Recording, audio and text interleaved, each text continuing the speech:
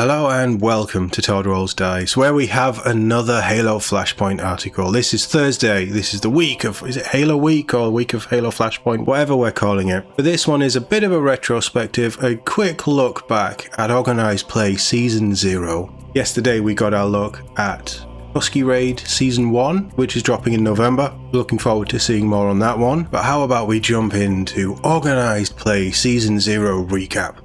This one from Cleric. Today we get to have a look back and take a little dive into the stats around the first almost year of competitive play.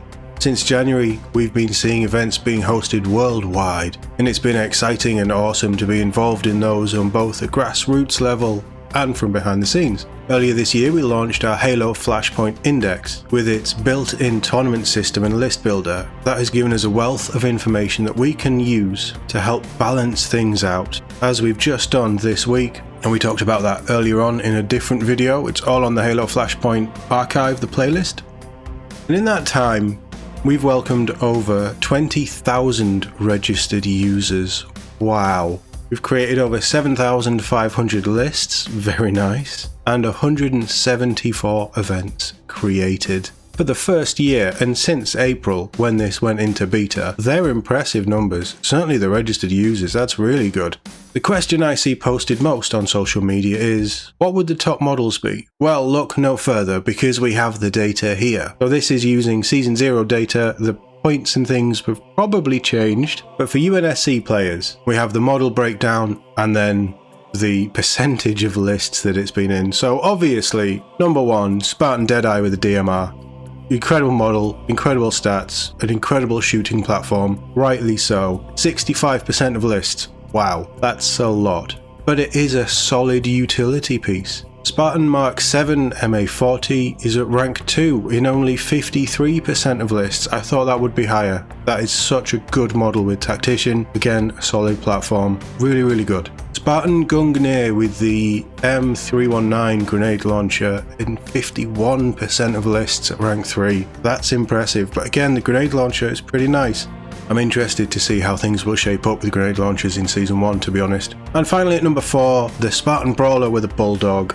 Solid stopping power, good pushback, good area denial. Yeah, I can see why. But only in 25% of lists. That is quite a drop off. So the 3 candidates there in over 50% of the lists. And then everything else seems to be mixing a little bit better. Really interesting data, and I love that they're throwing those percentages out there as well. Really, really cool. And it is nice that the Gungnir is snuck in there because he was in the War Games expansions. So this isn't just stuff that people have the Recruit or the Spartan box.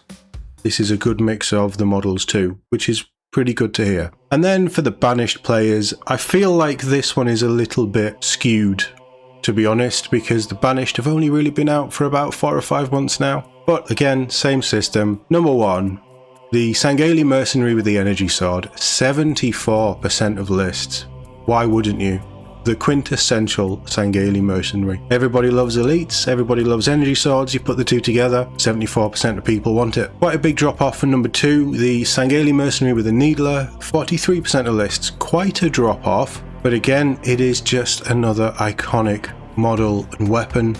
Stunning model, and the Needler is an absolute classic. And the Sangheilis, just as a unit, I think are quite good anyway, and you can pair them in with the Banished nicely. Number 3, dropping off again, only 35% of lists. This is the Sangheili Mercenary with the Pulse Carbine. A little bit of range there. Yeah, makes sense, especially with the Energy Sword and the Needler being quite prolific in the other lists. And number 4, the War Master himself, Atriox, Banished Legend. He's at rank 4 with 26% of lists. I think that's quite impressive considering how new that model is, and he was only in the Rise of the Banished box that was, as I say, about 5 months old. So nice to see him up there. He is a absolute powerhouse, and you pay the points for him, but he brings so much threat to the table. So not surprising. I don't think there's anything in here that is surprising. I would have liked maybe a top 10 for each faction, would have been pretty cool, but still, it's nice to see what's out there, and if you're building a team, is a sneak peek of what people are taking and what you might be up against, whichever faction you're running. That's the top 4 for each faction down. What about items? So this is again Season 0 and the top 5 item tokens taken. Number 1, The grapple shot, 56% of lists, a brilliant movement piece. I love the grapple shot, so yes, absolutely. And it's cheap, it has a great purpose, I can see why. Quantum Translocator number 2, only 24% of lists.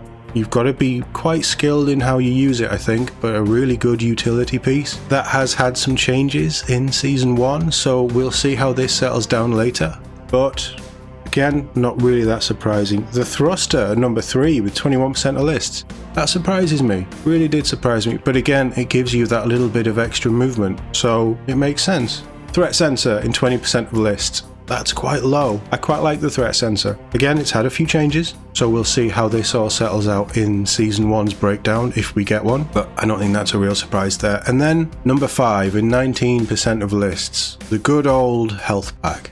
Gives you extra durability, and for the points, definitely worth it. It depends who you're putting it on, I think. There's certainly better candidates for them, but absolutely, I can see it. The biggest surprise there for me was the amount of people that take the grapple shot. I take it for fun, mostly, but I'm obviously missing a trick there, because 56%, that's a lot of lists. And then that leaves the weapons. Only 22% of lists, but on the top spot, rightly so, the M6 Spartan laser.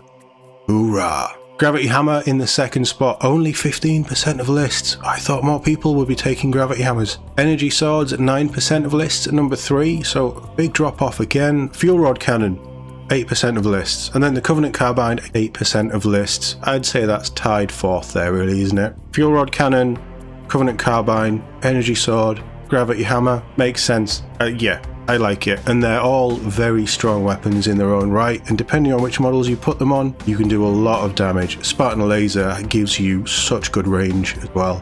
Really versatile piece. Then just to finish off with Cleric here, we announced that for Season 0 and all future seasons, we would offer up a very special prize for the winner, and also one random subscriber. That they'd get to have a Spartan model made with their face sculpted. We have just a week left to crown our champion. Can anyone overthrow Chris Fox? If you want to be in with a chance, subscribe to the Index to be included in the prize draw and have your very own exclusive Spartan trophy. I think Chris Fox has been up there for pretty much every time that I've checked. I haven't checked that much, but they've definitely been in that top spot or within that top spot for quite a while. But congrats to everybody in the top 5. But it's looking like Chris Fox is the one to beat. Just to round out here, hope you've enjoyed these blogs. As always, keep using the Index and enjoying Halo Flashpoint. Very quick roundup from Cleric there. I'll be honest, I'm a little disappointed. I was expecting a little bit more in-depth stuff, maybe looking at maps and things. Yeah, I thought we'd get more of a breakdown, but this is all nice to see. Hopefully we get this every season. I think that it would be maybe even midpoint with every balance update.